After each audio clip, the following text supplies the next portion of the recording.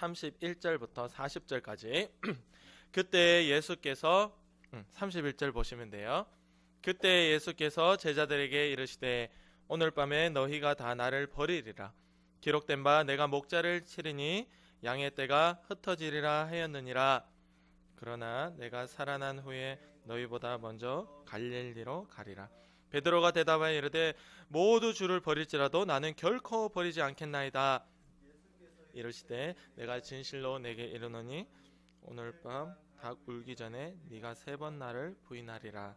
베드로가 이르되 내가 주와 함께 죽을지언정 주를 부인하지 않겠나이다 하고 모든 제자도 그와 같이 말하니라.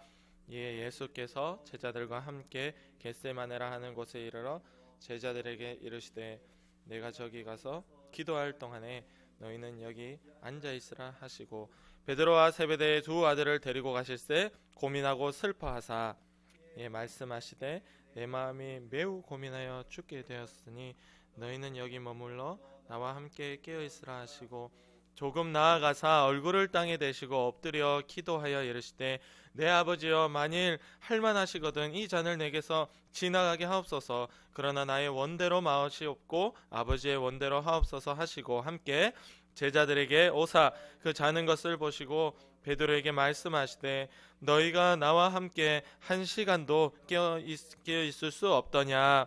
아멘. 할렐루야.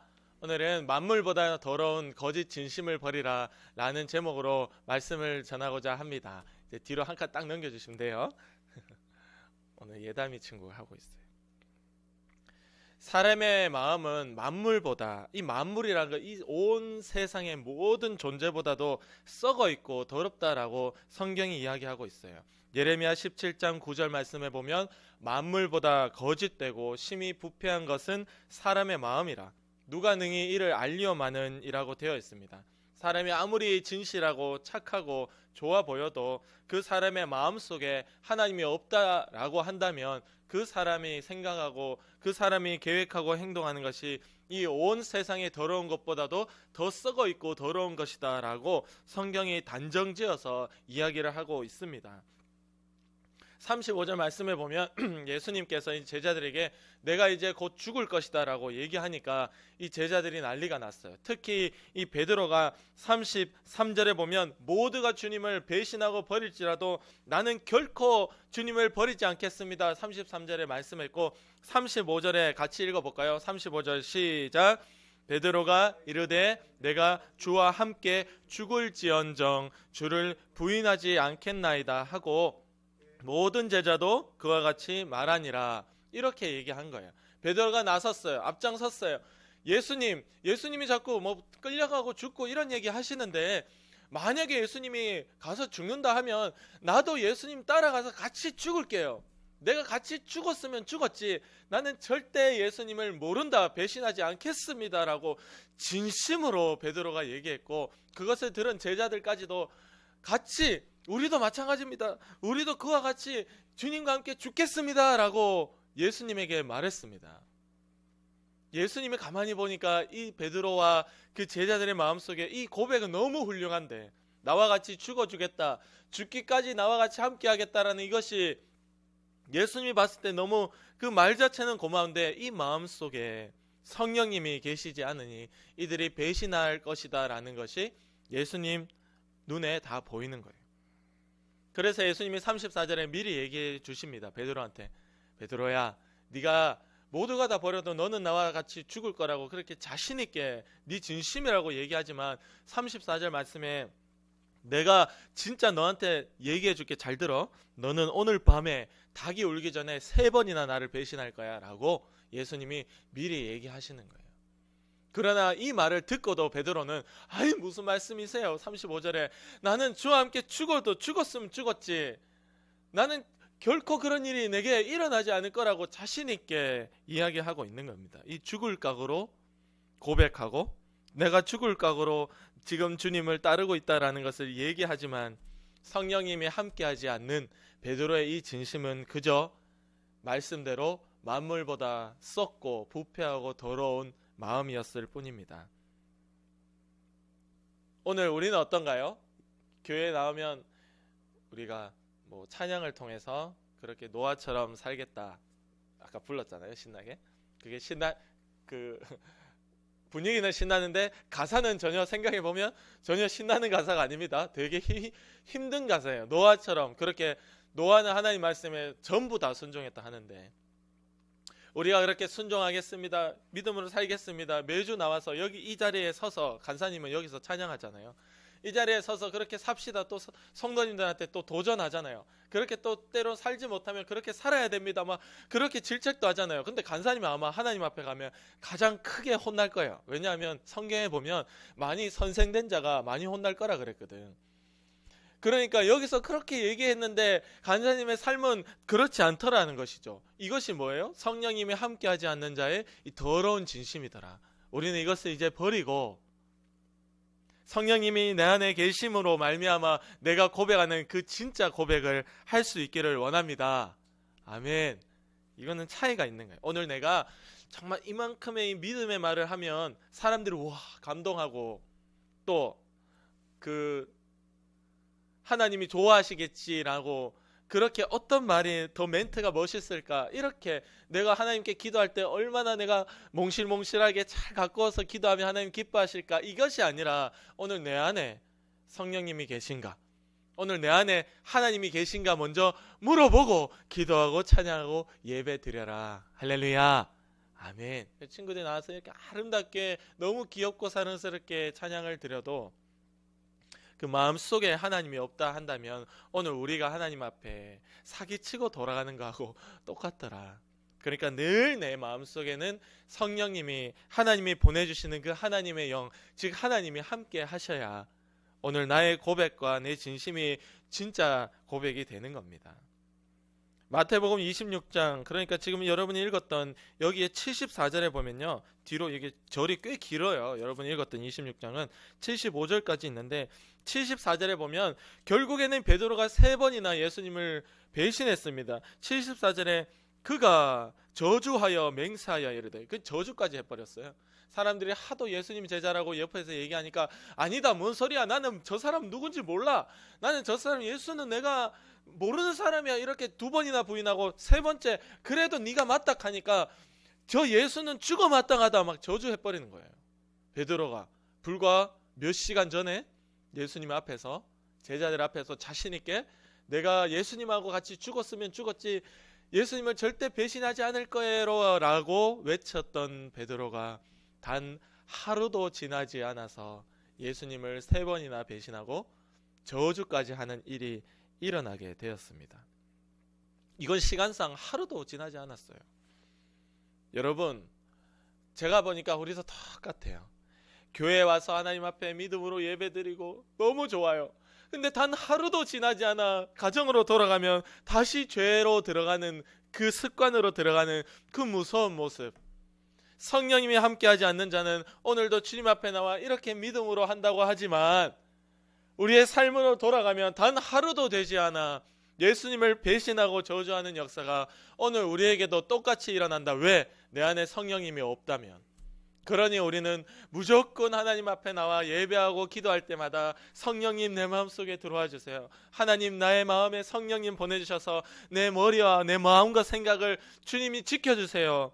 늘 매달리며 성령님 마음에 모시는 자가 우리의 삶으로 돌아갈 때도 여전히 믿음으로 사는 겁니다. 할렐루야. 아멘. 이거는 하루 1년의 문제가 아니에요. 이 이후에 보면 제자들이 성령을 받고 난 뒤에 드디어 이제 하나님과 함께 그 마음에 하나님을 모시고 난 뒤에는 어떤 일이 일어났느냐 평생 죽기까지 실제로 죽었어요. 한 명 빼고 다 순교했어요. 죽임을 당했어요. 예수님을 끝까지 전하다가 부활을 전하다가 그 1년 하루의 문제가 아니에요. 평생 하나님 안에 떠나지 않은 삶을 살 수 있던 그 비결이 바로 성령님이었더라.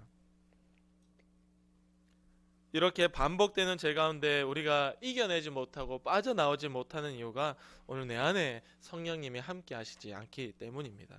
그러니까 그분은 죽으면 지옥에 가게 되는 것이 누구도 피할 수 없는 사실이더라. 성령을 받기 전에도 열심히 교회 생활 할 수 있습니다. 여러분 사도행전 1장 22절에 보면 어떤 말씀이 있냐면 이 제자들이 이제 예수님이 죽으시고 3일 만에 부활하셔서 많은 형제들에게 나타내 보이시고 이제 하늘로 올라가셨어요.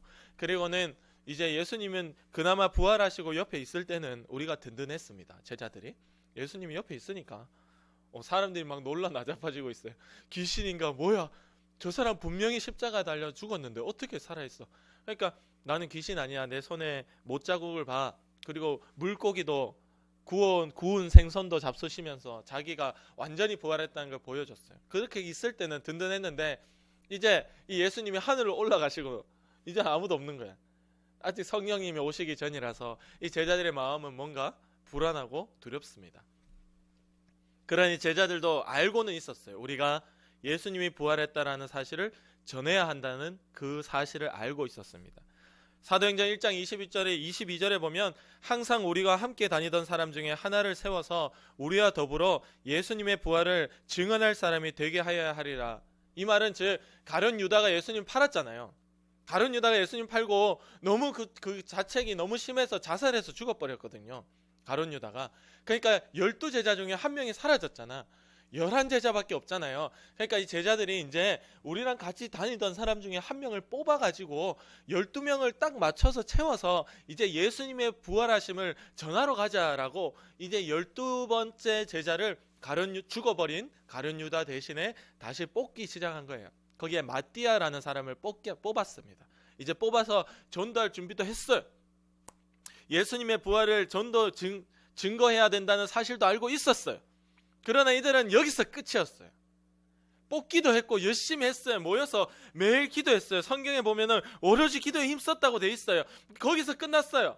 그러나 오순절 날이 이름에 사도행전 2장에 오순절 날이 주님이 약속하시고 주님이 딱 성령을 보내주시겠다고 작정하신 그날이 딱 참에 그 사람들에게 성령을 보내주실 때 그들이 성령을 받고 난 이후로부터 이제 진짜 믿음의 생활을 시작하게 된 것입니다. 전도해야 되는 줄도 제자가 필요한 줄도 다 알았지만 그들은 성령을 받지 못한다면 시도조차 못하는 거예요. 우리가 오늘 열심히 교회도 나오고 전도해야 되는 줄도 알고 예배도 잘 드리고 표면적으로 너무 잘하는데 성령님이 오시지 않으면 아무 의미가 없더라. 결국 기도할 때 주님이 보내주시는 성령 그리고 그 권능 그것을 받을 때 나가서 전도할 수 있다라는 것을 이 제자들이 경험하게 되었습니다. 사도행전 1장 14절에 여자들과 예수의 어머니 마리아와 예수의 아우들과 더불어 마음을 같이하여 오로지 기도에 힘쓰더라. 이렇게 모여서 매일 기도하는 거예요. 그때 2장 3절에 보면은 마치 불에 혀같이 갈라지는 것들이 그들에게 보였대. 눈에 각 사람의 머리 위에 하나씩 임하여 있더니 불이 막 혀처럼 갈라져가지고, 근데 혀는 갈라지지 않았는데 제가 좀 신기하더라고. 왜 혀를 갈라졌다라고 표현했는지. 이게 뱀의 혀는 갈라져 있어요, 맞죠? 뱀의 혀는 이렇게 갈라지네. 마치 불이 혀처럼 갈라져가지고 각 사람의 머리 위에 임하여 있더라라는 것이 우리의 눈에 보였다라는 것이죠. 이렇게 분명하게 보이는 성령의 역사가 오로지 기도에 힘쓸 때 일어났는데 이때부터 바로 폭발적인 일들이 일어납니다. 사도행전 2장 43절에 보면 사람들마다 두려워했대요. 저 제자들이 그동안 숨어 지냈던 제자들인데 그동안 예수님 죽으니까 다 배신하고 막 저주까지 하고 숨어 지냈던 사람들인데, 인간들인데 왜 갑자기 저렇게 나대는 거야? 왜 갑자기 쟤네들이 눈에 보이기 시작해? 쟤네들 왜 갑자기 돌아다녀? 이 사도들이 사도행전 2장 43절에 보면 말미암아 민간에 두루 다니면서 기사와 표적을 많이 나타내니, 이 말은 기적을 많이 나타냈다. 사람들이 더 이상 노터치, 손을 댈 수가 없는 겁니다. 왜? 성령과 함께하는 제자들이 너무 놀라운 기적들을 나타내니까 그들을 두려워했어. 아무도 손댈 수가 없었던 거예요. 바로 이 일이 성령님이 오시고 난 뒤에 일어났습니다. 병을 고쳤습니다. 귀신을 쫓아냈습니다. 독을 마셔도 아무런 해를 받지 않았습니다. 하나님이 지켜주시고 살아있어서 오늘도 저를 보호와 저를 통하여 놀라운 기적을 보이신다라는 것을 사람들이 보고 나니까 두렵기 시작한 거예요. 여러분, 이 하나님의 존재가 이만큼 두렵습니다. 그렇게 폭발적인 일들이 일어나는 거예요. 저는 오늘도 꿈꾸고 믿습니다. 여러분의 가족 중에는 아픈 분들도 있어요. 저도 알아요. 아픈 분들, 너무 사람의 방법으로는 해결할 수 없고 사람의 방법으로는 도저히 고칠 수 없는 병. 그러나 하나님은 하나님의 방법으로는 해결할 수 있고 하나님의 방법으로는 고칠 수 있습니다. 저는 그걸 믿는 거예요. 친구들 어리지만 이렇게 나와서 하나님과의 그 만남의 끈을 놓지 않을 때, 그것을 통하여 기도할 때 하나님이 살아계신다라는 것을 여러분과 여러분 가정에 보여주실 것을 기대하는 겁니다. 할렐루야. 그러니까 우리의 기도에는 아무 제한이 없고 그냥 기도하는 거예요. 그때 하나님이, 성령님이 나와 함께 하신다면 그 기적이 여러분의 가정에서도 일어납니다. 주님을 배신하지 않는 것도, 기적을 나타내는 것도, 이렇게 전도에 성공할 수 있는 것도 다 성령 충만할 때 가능한 일입니다. 성령님을 내 안에 모시지 않고 찬양하는 것, 성령님을 내 안에 모시지 않고 기도하는 것, 이것은 다 위선이고 가식입니다. 그래서 잠언 28장 9절 말씀에 보면 사람이 귀를 돌려 하나님의 말씀을 듣지 아니하면 그의 기도도 가증하니라 되어 있어요. 이 가증이라는 것은 더럽다, 듣기 싫다, 우리가 그런 거예요. 정말 그런 마음도 진심도 아니면서 와가지고 사랑한다 얘기하고 저 사람 뻔히 나를 배신할 게 보이는데 나는 널 좋아해 이러면 그게 너무 더 미운 거야. 차라리 입 다물고 있으면 그나마 낫다니까.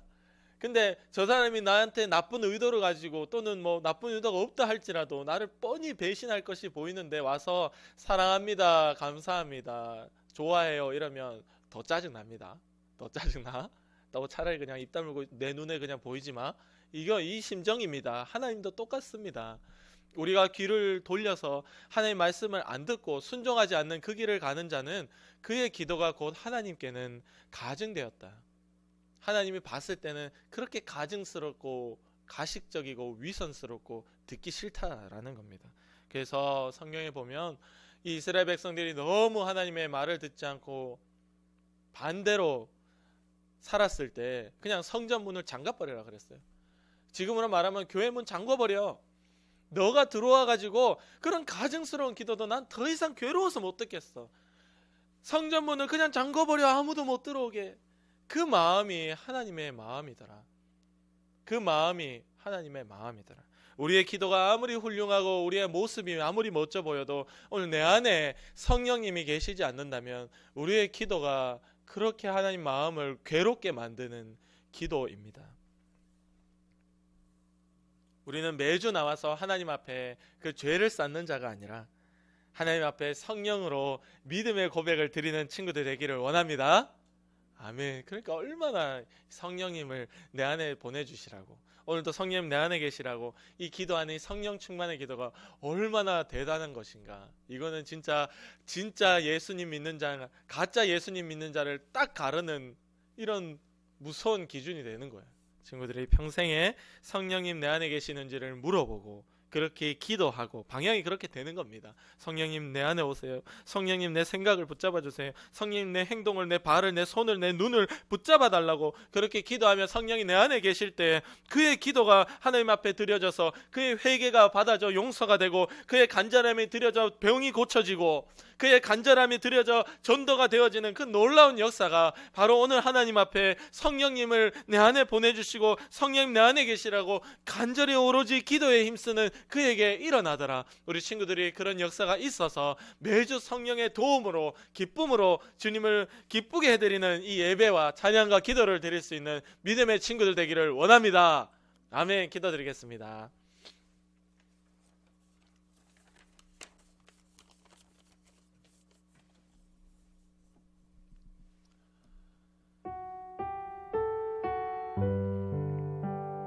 우리가 얼마나 연약하고 부패한 존재인지 주님이 아시기 때문에 우리의 기도를 듣고 도와주시려고 기다리고 계세요. 우리의 마음속에 그것을 돕는 것이 성령을 보내주시는 일입니다. 우리의 마음의 문을 엽니다. 성령님 내 안에 들어오시고 내가 평생에 월, 화, 수, 목, 금, 토 주님을 배신하지 않는 그 믿음의 삶을 살 수 있도록 성령님 붙잡아 주세요. 우리 위해서 간절히 여러분의 목소리와 함께 기도드리겠습니다. 아버지 감사합니다. 주님 성령님 내 마음속에 오시고 주인이 되어주셔서 내 생각과 마음을 붙잡아 주시고 내 행동과 내가 머리로 생각, 눈으로 행동으로 입으로 말로 죄짓지 않도록 주님 도와주시옵소서. 하나님, 내가 주님 성령님과 동행하지 않으며 잠시라도 주님과 떨어져 있으면 여전히 죄짓는 만물보다 더럽고 심히 부패한 내 영혼입니다. 주여, 우리가 하나님 앞에 아무리 기도하고 말씀 보고 예배드리고 주님이 기뻐하시겠지 하고 아무리 발버둥 쳐도 내 안에 성령님이 안 계시면 부패한 심정일 뿐입니다. 주님, 하루도 안 가서 배신하는 것이 베드로의 역사가 아니라 바로 나의 역사였습니다. 주님, 용서하여 주시옵소서. 우리 친구들 붙잡아 주시옵소서. 성령으로 임하여 주옵소서. 하나님의 영을 보내주시옵소서. 이들의 심령 가운데 붙들어 주시옵소서. 하나님의 영을 충만케 보내주시고 채워주시옵소서. 이들의 마음과 생각이 하나님께 붙잡히게 도와주시옵소서. 이들의 생활이, 이들의 행동이 하나님께 붙잡히게 도와주시옵소서. 그래서 하나님, 우리가 기도하고 말씀 보고 전도하는 것이 오직 성령의 도움으로 이루어지게 도와주시고 이들의 가정에 아픈 병 주님이 고쳐주시옵소서. 병이 떠나가게 하옵소서. 주님이 새롭게 깨끗하게 나음을 입도록 주님이 역사하여 주시옵소서. 그래야 오늘 주님이 살아계신다라는 것을 우리가 경험하고 증거하고 나타낼 수 있도록 주님 도와주시옵소서.